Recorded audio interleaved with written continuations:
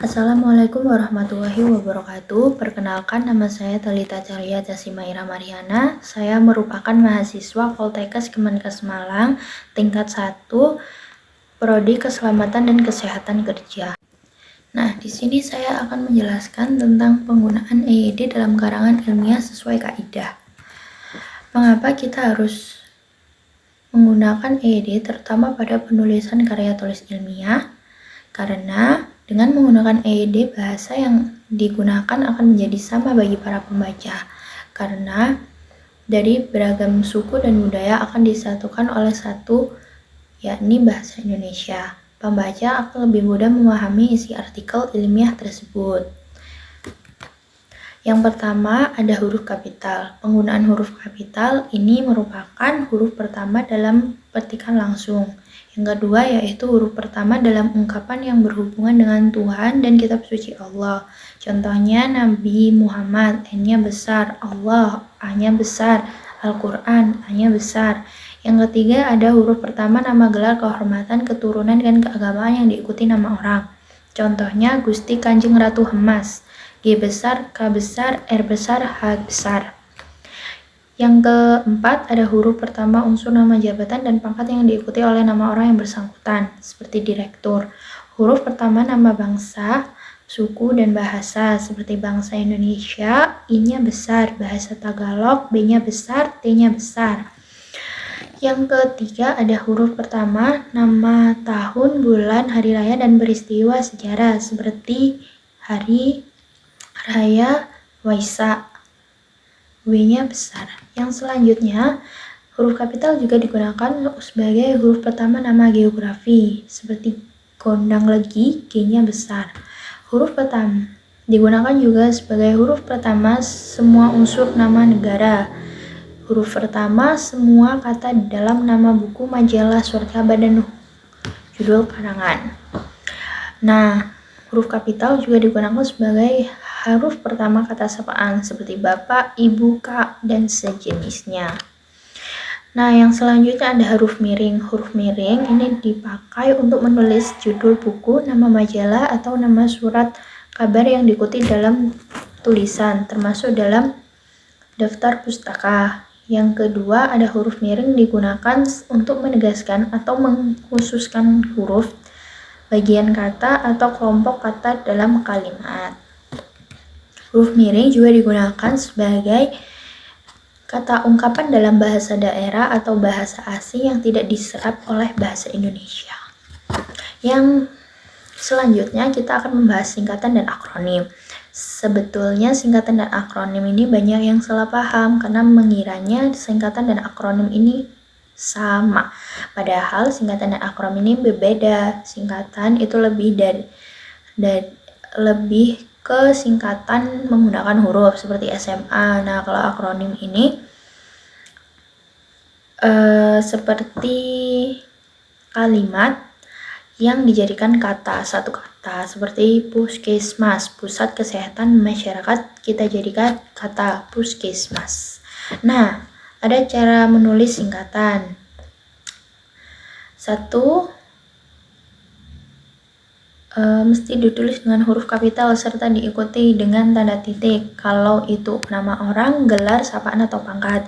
Yang kedua, dengan huruf kapital tanpa tanda titik seperti TCCM. Singkatan dan akronim yang terdiri atas huruf awal setiap kata ditulis tanpa tanda titik. Contohnya UUD itu sama dengan nomor 2. Singkatan 3 huruf kecil dan surat menyirat diikuti tanda titik di akhirnya, contohnya DSB dan sebagainya. Yang selanjutnya cara menulis singkatan dan akronim. Yang cara menulis akronim menggunakan huruf kapital di awal kata. Contohnya KOWANI, Kongres Wanita Indonesia. Yang kedua menulis akronim dengan huruf kecil, contohnya Puskesmas, Pusat Kesehatan Masyarakat. Nah, pembahasan kita selanjutnya yaitu tentang penggunaan kata. Nah, penggunaan kata ini ada yang kata dasar dan kata turunan. Kata dasar itu kata yang belum mendapatkan imbuhan. Contohnya makan, tulis, kerja, bunga. Ya. Terus yang selanjutnya ada kata turunan, kata dasar yang mendapat imbuhan seperti awalan, akhiran, sisipan, atau konfiks. Awalan itu seperti berlari, membaca, Yang contohnya yang akhiran yaitu pelajaran, makanan, imbuhan an. Yang ketiga ada sisipan, gemetar, seperti dari kata getar jadi gemetar. Nah, yang konflik ini adalah penambahan awalan dan akhiran, seperti keindahan, penambahan ke dan an. Nah, fungsi dari kata dasar dan turunan ini memiliki fungsi memperluas makna dan menyesuaikan kata dengan kebutuhan kalimat. Yang kedua ada gabungan kata atau kata majemuk. Gabungan kata ini membentuk makna baru, tidak sama dengan arti masing-masing. Maksudnya contohnya ada rumah sakit, bukan rumah yang sedang sakit, namun rumah tempat merawat orang sakit. Nah, ciri kata majemuk ini tidak bisa disisipkan kata lain di tengah. Rumah sakit, rumah besar sakit kan tidak ada. Selanjutnya ada kata depan. Kata depan itu bisa di, ke, dari, dan penggunaannya seperti di, menunjukkan tempat. Contoh di sekolah, di rumah, di meja. Bukan untuk kata kerja, disuruh bukan kata depan, tapi itu imbuhan. Nah, yang kedua ada ke, menunjukkan arah atau tujuan. Contohnya pergi ke pasar, pulang ke rumah. Nah, yang ketiga ada dari, menunjukkan asal mula. Contoh datang dari Bandung, hadiah dari ayah. Kata depan di, ke, dari ditulis terpisah dari kata sesudahnya. Yang selanjutnya ada kata serapan dan ejaan yang disesuaikan. Nah, kata serapan ini kata yang diambil dari bahasa asing atau daerah, kemudian diserap oleh EYD atau bahasa Indonesia. Contohnya televisi, komputer, bus, status. Nah, yang kedua, ejaan yang disempurnakan ini apa sih? Beberapa huruf yang diubah agar sesuai dengan ejaan Indonesia atau mulut Indonesia. Yang pertama ada PH atau kita biasanya contohnya tuh filosofi. Kita bacanya kan nggak filosofi tapi filosofi. Nah, yang kedua ada TH. Kita baca T. TH menjadi teater. CH menjadi K. Psikologi jadi psikologi. Baik, yang selanjutnya kita pelajari untuk EYD yaitu tanda baca.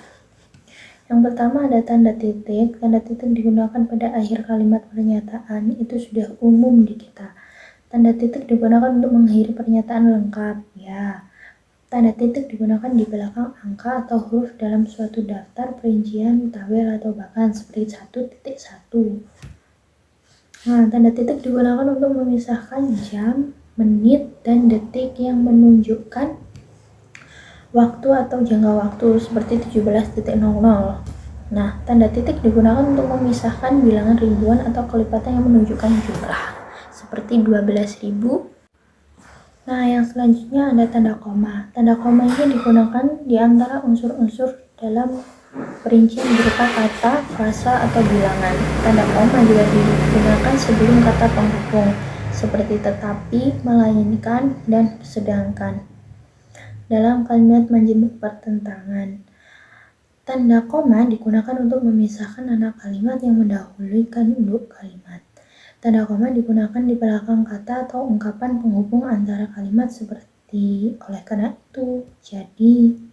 Nah, tanda koma juga digunakan sebelum dan sesudah kata seru, seperti oh, ya, wah, aduh, atau hai. Dan kata yang dipakai sebagai sapaan seperti bu, koma, di, koma, atau nak, koma. Tanda koma digunakan untuk memisahkan petikan langsung dari bagian lain dalam kalimat. Tanda koma digunakan sesudah salam pembuka, seperti dengan hormat, koma, atau salam sejahtera, koma. Tanda koma digunakan di antara nama orang dan singkatan gelar akademis yang mengikutinya untuk membedakan dari singkatan nama. Tanda koma digunakan sebelum angka desimal atau di antara rupiah dan sen yang dinyatakan dengan angka. Tanda koma digunakan untuk mengapit keterangan tambahan atau keterangan oposisi. Tanda koma digunakan di belakang keterangan yang terdapat pada awal kalimat untuk menghindari salah pengertian. Yang ketiga ada tanda titik koma. Tanda titik koma dapat digunakan sebagai pengganti kata penghubung untuk memisahkan kalimat secara setara di dalam kalimat majmuk. Tanda titik juga digunakan pada bagian perincian yang berupa frasa verbal. Tanda titik koma digunakan untuk memisahkan bagian-bagian perincian dalam kalimat yang sudah menggunakan tanda koma. Tanda titik dua. Tanda titik dua ini digunakan pada akhir suatu pernyataan lengkap yang langsung diikuti perincian atau penjelasan. Digunakan juga sesudah frasa atau kata yang memerlukan pemerincian. Tanda titik dua digunakan dalam naskah drama sesudah kata yang menunjukkan pelaku dalam percakapan. Tanda titik dua digunakan di antara jilid atau nomor dan halaman. Tanda titik dua dapat digunakan untuk memisahkan angka, jam, menit, dan waktu yang menunjukkan waktu. Tanda titik dua digunakan untuk menuliskan rasio dan hal lain yang menyatakan perbandingan dalam bentuk angka. Yang kelima ada tanda hubung. Tanda hubung secara umum digunakan untuk menandai bagian kata yang terpenggal oleh pergantian baris. Selanjutnya, tanda hubung digunakan untuk memperjelas hubungan bagian kata atau ungkapan. Tanda pisah. Nah, tanda pisah ini dapat digunakan untuk mengapit keterangan atau penjelasan yang bukan bagian utama kalimat dan dapat saling menggantikan dengan bagian yang dijelaskan. Tanda pisah digunakan di antara dua bilangan seperti tanggal, hari, atau tempat yang berarti sampai dengan atau sampai ke. Nah, yang selanjutnya adalah tanda tanya. Nah, tanda tanya ini digunakan di akhir kalimat tanya. Tanda tanya digunakan di dalam tanda kurung untuk menyatakan kalimat yang diragukan atau yang kurang dapat dibuktikan kebenarannya. Tanda seru ini digunakan untuk mengakhiri ungkapan yang menggambarkan kekaguman, kesungguhan, emosi yang kuat, seruan atau perintah. Nah, tanda elipsis. Tanda elipsis digunakan untuk menunjukkan bahwa suatu kalimat atau kutipan ada bagian yang dihilangkan atau tidak disebutkan atau yang harus kita isi saat mengerjakan. Nah, yang selanjutnya ada tanda petik. Tanda petik digunakan untuk mengapit petikan langsung yang berasal dari pembicaraan naskah atau bahan tertulis lain. Nah, tanda petik ini juga dapat digunakan judul puisi, judul lagu, judul, dan judul. Nah, kalau tanda petik tunggal ini digunakan untuk mengapit petikan yang terdapat dalam petikan lain. Tanda petik tunggal digunakan untuk mengapit makna, padanan, atau kejelasan kata atau ungkapan. Yang selanjutnya adalah tanda kurung. Tanda kurung digunakan untuk mengapit keterangan tambahan seperti singkatan atau padanan kata asing. Tanda kurung juga dapat digunakan sebagai keterangan atau penjelasan yang bukan bagian utama kalimat. Yang selanjutnya adalah tanda kurung siku. Tanda kurung siku digunakan untuk mengapit huruf, kata, atau kelompok kata sebagai koreksi atau tambahan kesalahan atau kekurangan di dalam naskah asli yang ditulis orang lain. Tanda garis miring. Tanda garis miring digunakan dalam nomor surat, nomor pada halaman, dan padanan masa 1 tahun yang terbagi dalam 2 takwim. Tanda garis miring digunakan sebagai pengganti kata dan atau serta setiap. Yang terakhir ada tanda apostrof. Tanda apostrof dapat digunakan untuk menunjukkan penghilangan bagian kata atau bagian angka tahun dalam konteks tersebut, seperti 1999. Nah, kalau pakai apostrof ini bisa langsung 99 dikasih tanda apostrof.